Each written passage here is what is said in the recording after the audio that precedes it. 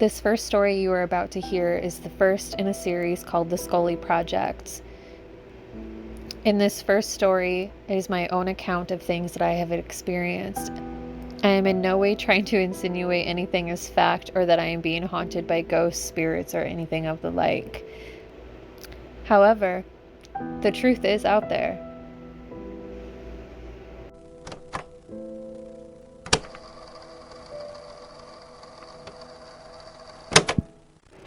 March 1st, 2024, 1:51 a.m. The Scully Project. Another night I can't sleep, just kind of laying in bed staring up at my ceiling, and I keep getting these weird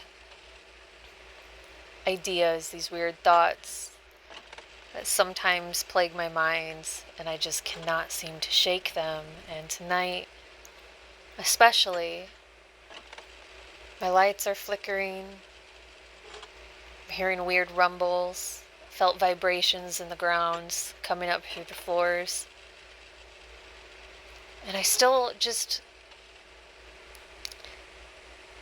don't know whether or not I'm crazy or if it's all imagination.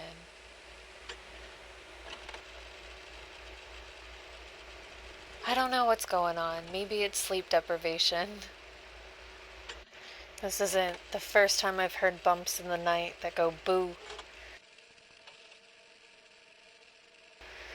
There's been a weird energy change, a weird shift in the atmosphere, and I don't necessarily know what it is or how to identify it, but I can feel it. I spent so many summers of my childhood in Bronson, Michigan, a very sleepy, unsuspecting town where you would not expect anything bad to happen ever. It's just a farming community. Everyone looks out for everyone. Everyone's pretty nice to everybody.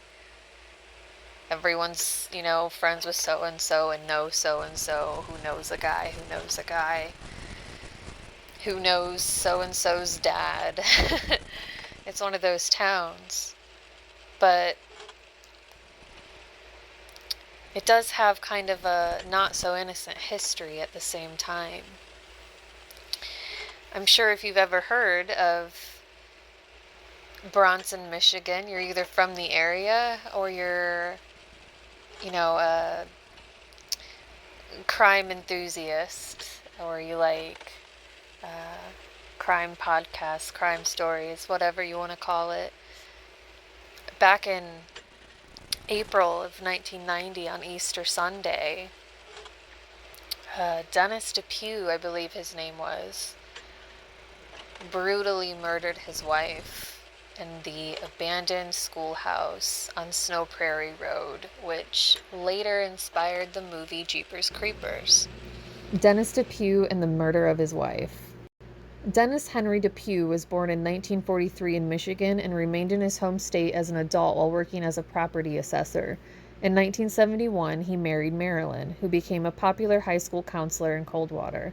The couple had 3 children, 2 girls and 1 boy, but DePue's paranoid and controlling ways had emerged, wearing Marilyn down. The sullen and withdrawn DePue isolated himself from the family and frequently accused Marilyn of turning the children against him, quote unquote. Marilyn filed for divorce in 1989, telling her attorney that DePue was trying to control every decision in her life. DePue made no claim on the house following divorce, but maintained a home office in the garage. One day, Marilyn came home to find DePue sitting on the couch in the living room, despite her having changed all the locks. The couple's divorce was finalized in December 1989, and just 5 months later, Marilyn would be unfortunately dead. DePue became completely unhinged on Easter Sunday, 1990. As he arrived at the family home to pick up 2 of their children, their younger daughter, Julie, had refused to go with DePue that day. And as he went inside, he became angry when their son, Scott, also began stalling. When Marilyn talked to DePue, his anger increased and he grabbed her, shouting accusations. Grappling with Marilyn, DePue pushed her down the stairs, and as their horrified children looked on, Depew mercilessly beat her at the bottom of the stairway, in front of the children, with the children pleading with him to stop. Jennifer, their oldest daughter, ran outside to a neighbor's house to call the police. Depew left the house with Marilyn seriously injured, telling the children he was taking her to the hospital, but they never arrived. The police had begun a widespread search for them both. Then the Thorntons' encounter with Depew's van and the bloody sheet came to light, making Dennis Depew the main target of the police's investigation. An article from allthat'sinteresting.com, The Disturbing Case of Dennis Depew and the Murder That Inspired the Opening of Jeepers Creepers. Dennis Depew brutally murdered his wife, Marilyn, in April 1990, and when a passing couple saw him trying to hide the body, a terrifying chase ensued. On Easter Sunday, April 15, 1990, Ray and Marie Thornton were on a traditional weekend drive along Snow Prairie Road, a rural highway 12 miles outside Coldwater, Michigan. In their rear view mirror, a Chevrolet van suddenly appeared, driving aggressively before overtaking them. The couple had been playing a game of making slogans from the license plates of passing cars. So when the van sped past, Marie saw the plate beginning GZ and remarked, "Geez, he's in a hurry." As they approached an abandoned schoolhouse, the Thorntons saw the same van parked to the side of the building. Then Marie caught a disturbing sight. The driver was holding what appeared to be a bloody sheet, and he was walking towards the rear of the schoolhouse. Marie, although shocked, was not quite sure what she had just witnessed. And as they discussed calling the police, Ray Thornton saw an ominous van approaching again in his rearview. Gaining speed rapidly, the same Chevy van they had just seen at the schoolhouse now eerily rode their rear bumper for the next 2 miles, inspiring the opening scene of the 2001 horror movie Jeepers Creepers. As the Thorntons worried about what the driver pursuing them would do, they turned off the highway, just as the van suddenly pulled to the side of the road. To try and obtain the full license plate for the police, Ray Thornton turned his car around and they approached the green van again. Now, however, the man they had seen driving was now crouched down, changing the rear license plate of the van. The Thorntons could also see the van's open front passenger door, and the inside was soaked in blood. Rushing back to the schoolhouse, the couple found the bloody sheet partially stuffed into an animal hole. As they contacted the Michigan State Police, recounting what they had just witnessed, unbeknownst to them, police were already scouring the area looking for that man and his injured wife. The couple had just encountered 46-year-old Dennis Depew.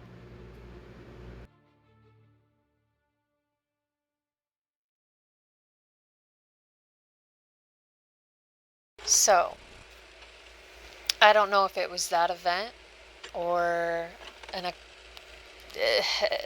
a mixture of things, but I can say with absolute certainty that the summers from my childhood compared to the summers as an almost 30-year-old woman now, something's different, and it's not because of what's going on in the world today.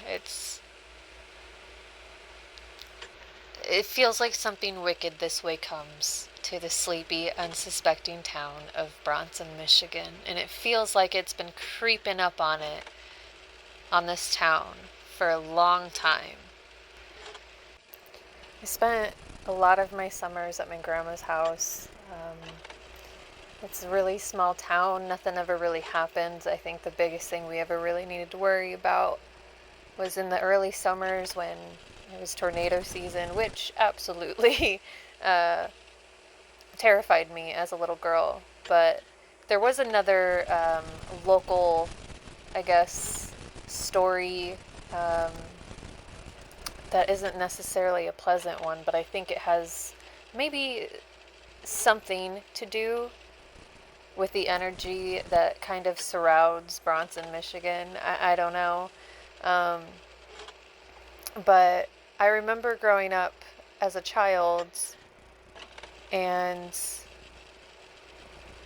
I really looked forward to going to my grandma's house during the summers. Especially like the summer nights were my absolute favorite. Just the cool breeze and listening to the crickets and bullfrogs and the occasional coyote, and just listening to the breeze. And it was peaceful. There was something very peaceful about it, very calming, and just non-threatening. There was nothing to really feel worried about, you know what I mean? Especially on calm nights. It was just everything you would want for, just the perfect summer evening. Here soon, it's been about 20 years, I think, since the last time I had spent any summers in Bronson, up until this year. And I briefly lived in a camper, and I absolutely loved it. However, and not only that, part of me really looked forward to it. There was, like, the little girl inside of me was excited to spend summer nights outside in Bronson. It was part of the core memories as a child, those summer nights. But something was different. Something had changed. The atmosphere was different. And at first I thought maybe it was just stress. Maybe it was sleep deprivation. I don't know. Because when I had first moved into the camper, I really wasn't sleeping that well. But it wasn't really anything that crazy or that, severe. It was just struggled sleeping. But things seemed to just continually get worse quickly. And I started to feel like I was crazy to an extent, because I was the only one experiencing it or hearing the things that I was hearing.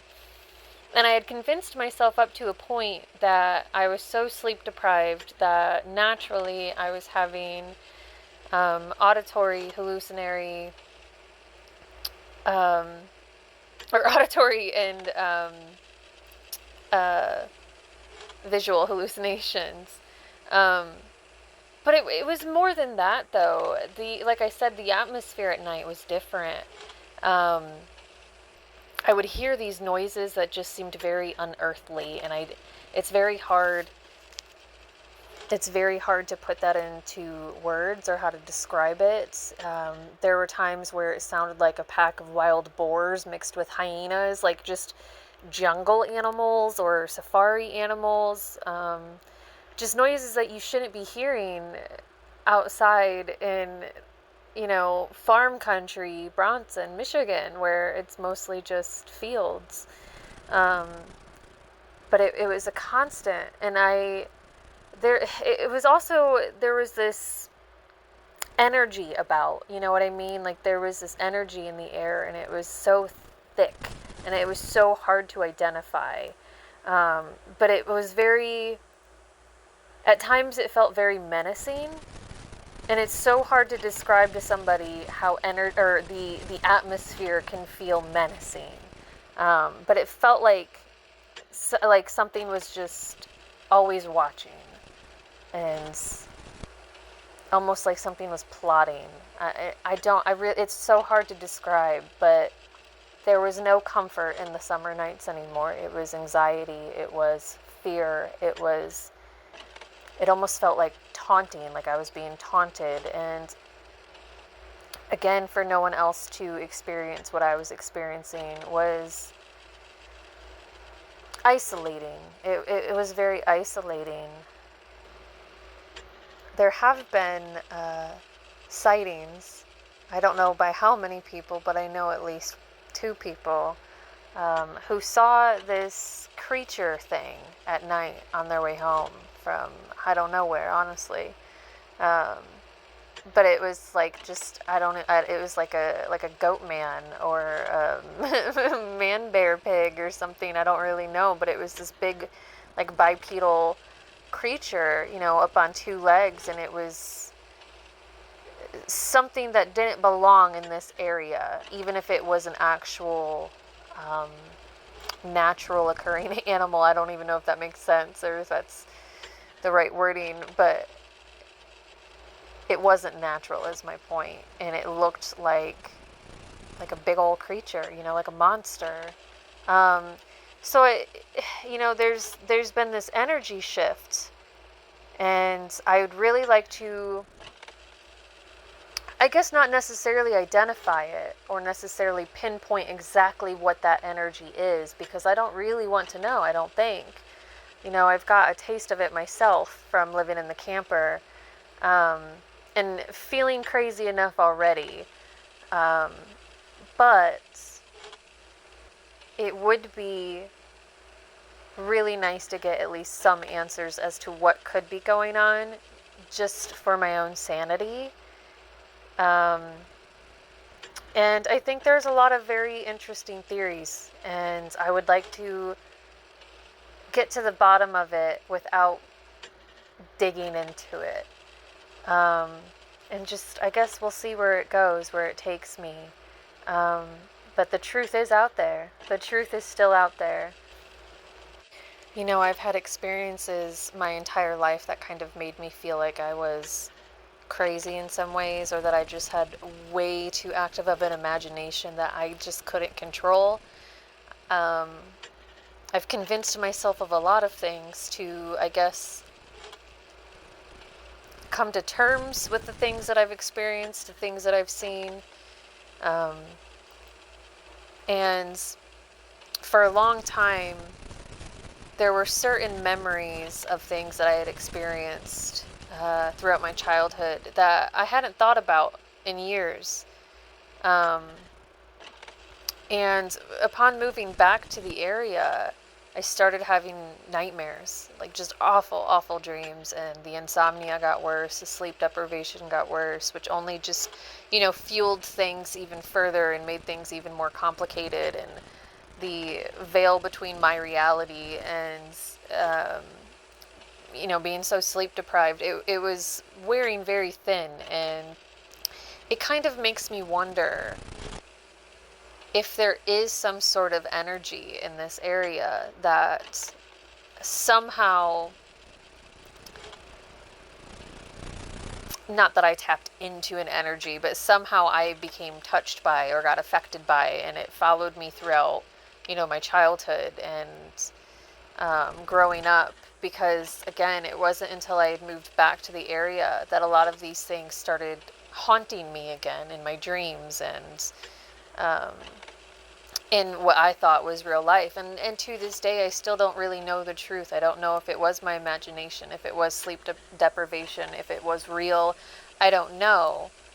But I know I'm not the only one who's experienced weird things in this area. And I know I'm not the only one who's seen weird things in this area. So again, the truth is out there. But do we want to find it?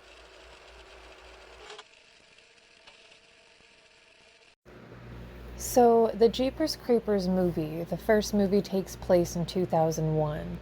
And the creature, Jeepers Creepers, whatever he's actually called, I don't really remember, like if it has an actual name, but it's like quote unquote reborn every 23 years, right? So, if the movie took place in 2001, well, 23 years later, that would be 2024.